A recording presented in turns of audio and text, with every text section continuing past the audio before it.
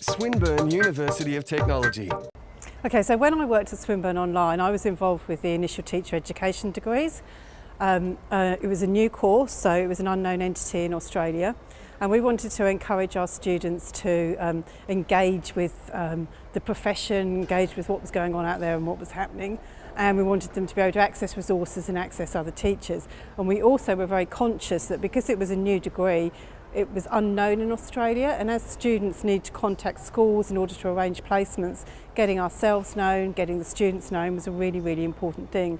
So we decided we'd encourage the students to set up professional learning networks and use Twitter to do this. So what we actually did was we set up a Twitter account ourselves so that we could model how to use Twitter and encourage the students to use Twitter in a similar way. So I was tweeting articles, what was going on in the media, what was going on to do with policy, what was going on with funding, all big issues in education that it's important for teachers and pre-service teachers to be aware of and engage with. The students were gradually setting up accounts and following what we were doing, and hopefully going on to tweet their own material.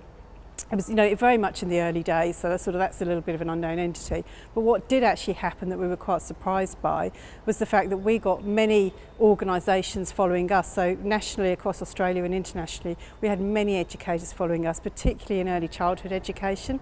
The idea of degrees in early childhood education is a fairly new thing here. So we actually became a little bit of a focus for sharing what was going on in initial teacher education related to early childhood. So that was something we hadn't expected and was really, really fantastic. And Twitter is so easy for everybody to use. It's so accessible. Students can be on the bus and they can read a tweet and find out that there's this fantastic article out there. That's something really, really relevant to them, and it's all there at their fingertips.